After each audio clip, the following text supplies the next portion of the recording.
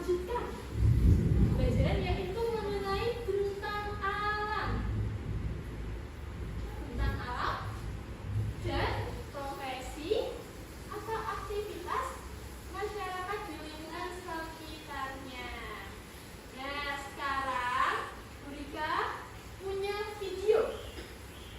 Kalian nanti mengamati dan menyaksikan video ini ya. Oke, siap? Siap.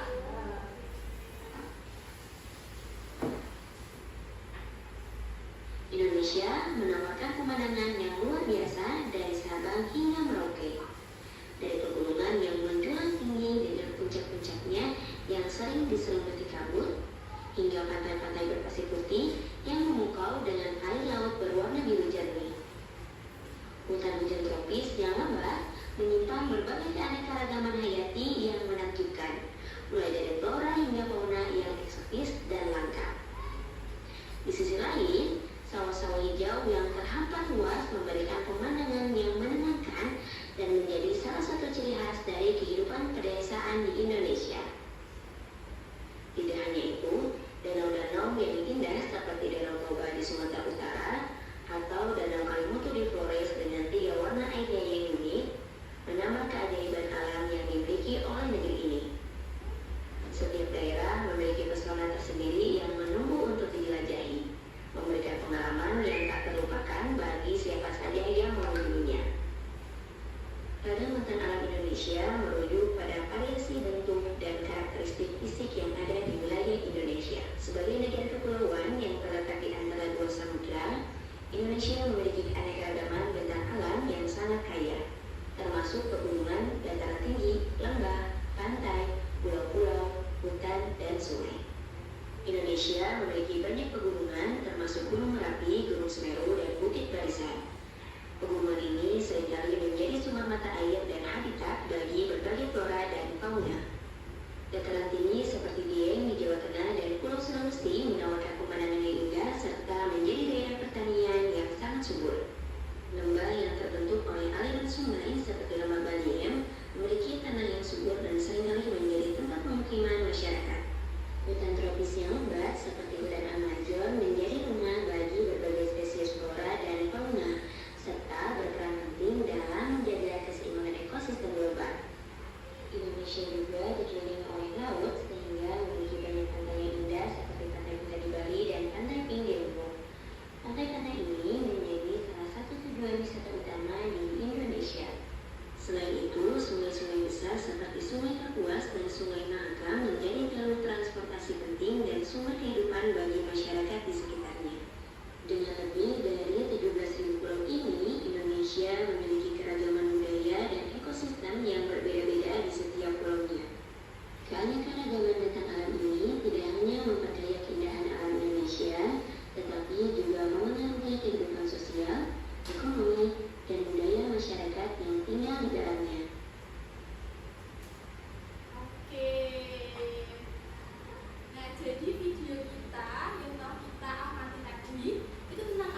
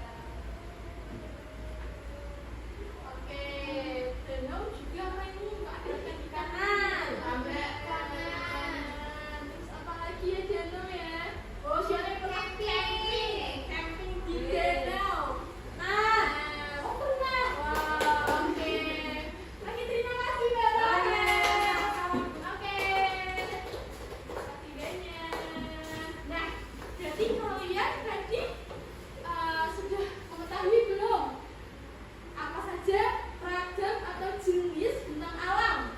Ada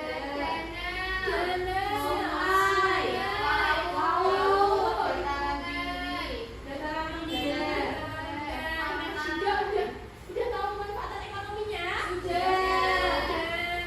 kalau daerah di Semarang kita termasuk apa? Oke ya. Sekarang nanti kalian ibu akan membentuk kelompok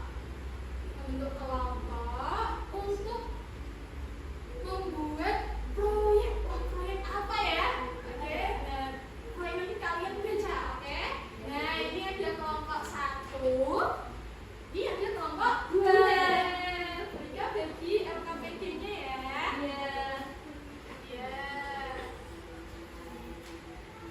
Oke, nah coba LKPD-nya dibaca bersama dengan anggota kelompoknya. Oke, baca ya, sudah dibaca. Nah, itu nanti kalian akan mengklasifikasikan terlebih dahulu tentang alam, kemudian ada kekayaan alamnya dan aktivitas masyarakatnya. Oke, jadi nanti kalian mengklasifikasikan bintang alam yang ada di Semarang, khususnya di daerah kalian di Semarang, mengenai bintang alam yang ada di Semarang, kemudian kekayaan alamnya, kemudian ada aktivitas masyarakat serta upaya pelestariannya. Nah, setelah kalian mengisi LKPD-nya, nanti kalian membuat poster. Oke. Bu Rika kasih waktu untuk berdiskusi 20 menit ya, cukup? Cukup. Oke, selamat berdiskusi ya. Jangan lihat poster ya. Iya Bu. Bu, ini susah gimana Bu? Caranya Bu. Caranya Dataran tinggi itu apa Bu?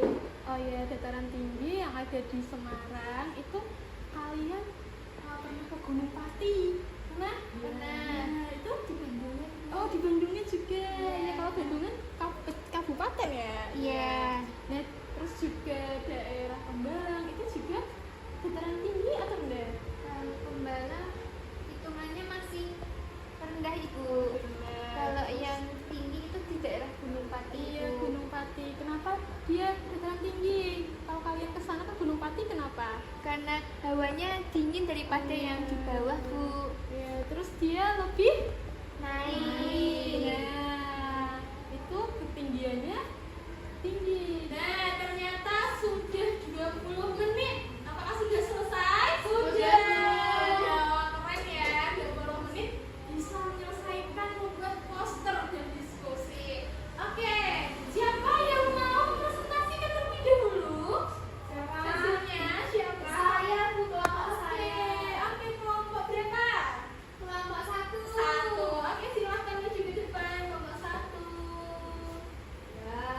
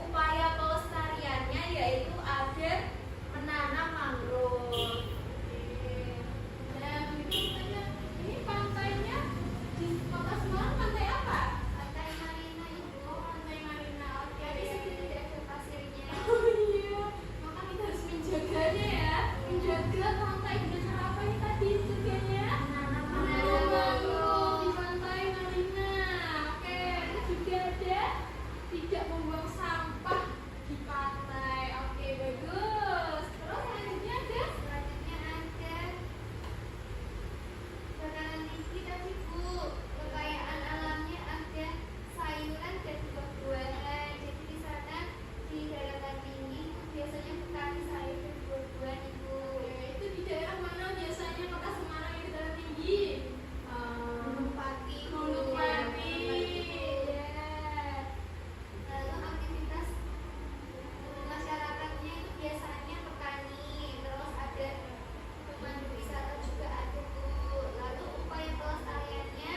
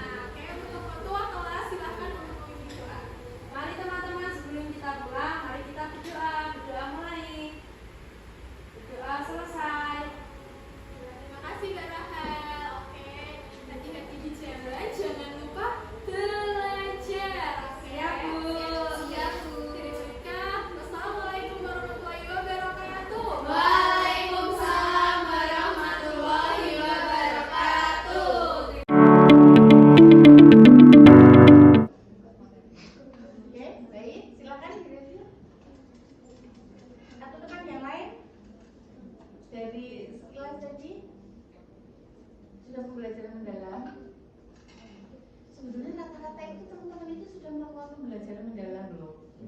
Tetapi memang belum terlalu ditonjolkan saja. Kan normally orang ngajar itu pasti harusnya itu mengaitkan dengan kehidupan sehari-hari atau yang dekat dengan contoh-contohnya itu yang dekat dengan murid atau peserta didiknya.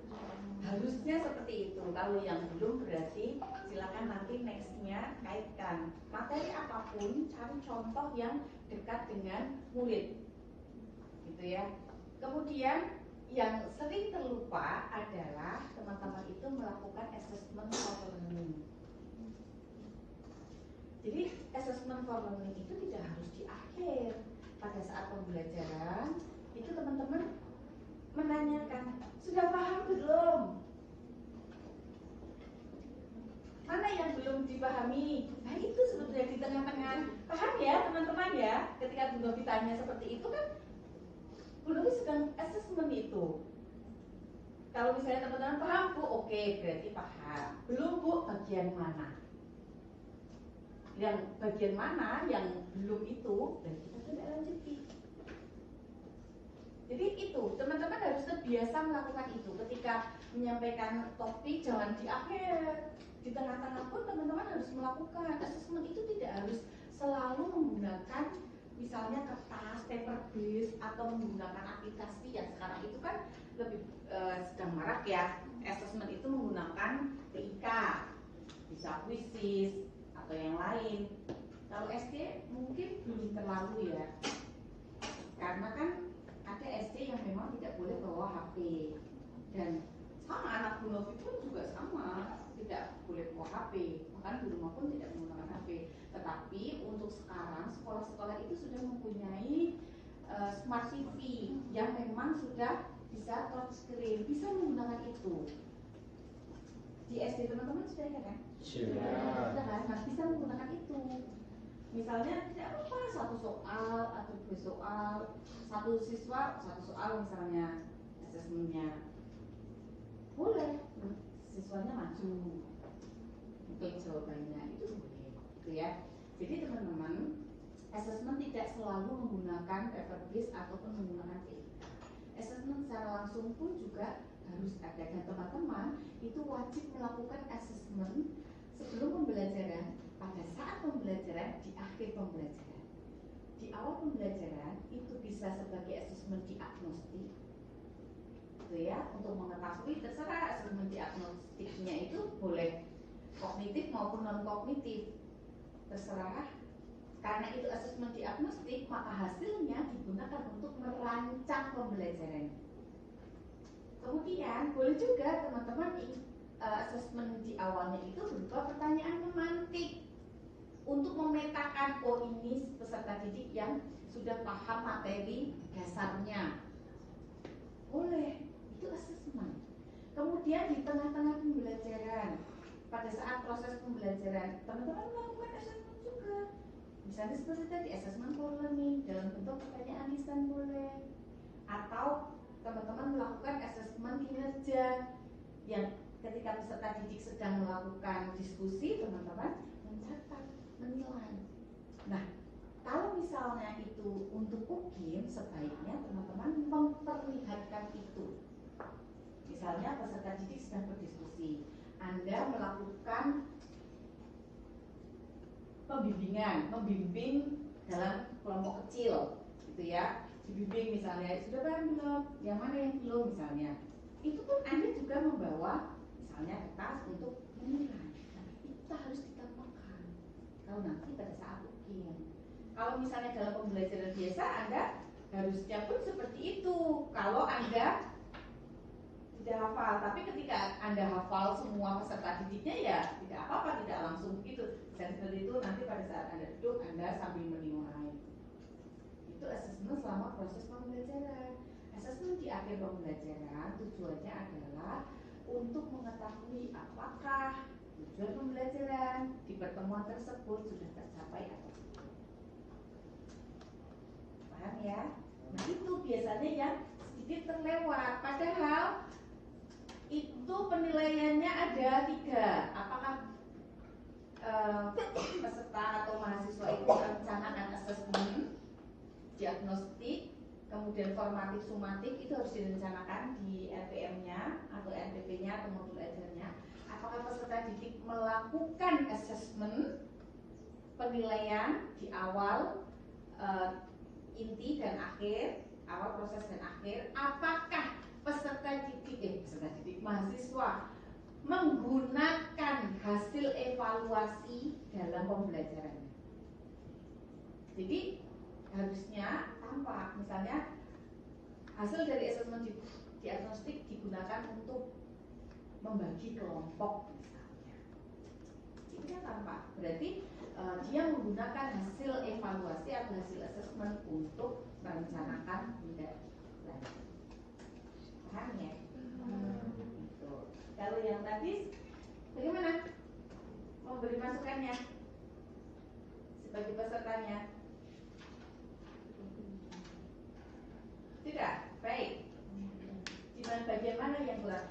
Teman-teman itu ketika memberi masukan itu bukan untuk menjatuhkan, tapi memberi masukan pada teman supaya menjadi lebih baik lagi. Sahabat yang baik itu yang mengingatkan, bukan menjerumuskan. Gitu ya. Tidak apa-apa, yang diberi masukan juga harus senang harusnya. Oh, oke, berarti besok saya harus lebih baik lagi misalnya. Ada masukan? Karena kalau kita kan hanya melihat sekilas ya. Yang menjadi peserta didiknya bagaimana? Menurut saya, Iya. Boleh. saya respon guru itu kurang interaktif, jadi siswanya itu ketika beliau kurang termotivasi. Oke. Ini juga ya, memberikan klarifikasi dan juga penghargaan. Grow mindset, tidak boleh menghakimi ketika peserta didik melakukan kekeliruan. Salah kamu, bodoh kamu, gak boleh. Ya, bisa. Wah, aku rapi di sekolah, gak boleh seperti itu. Sebaiknya, oke, ada kesalahpahaman, pakai bahasa yang halus. Ya, sometimes kita menjadi dokter Tirta, sometimes ya lebih baik menjadi dokter Dia, gitu ya. Kalau Anda menjadi dokter Tirta terus nanti mental peserta didik Anda langsung down. Gitu ya. Jadi berikan respon, itu merupakan motivasi untuk peserta didik. Bagus, sudah berani menjawab, tetapi ada yang masih kurang tepat. Seperti itu, beri penghargaan dulu. Apa yang menurut Anda itu patut dihargai? Misalnya, bagus suaramu lantang, meskipun jawabannya salah, gitu ya.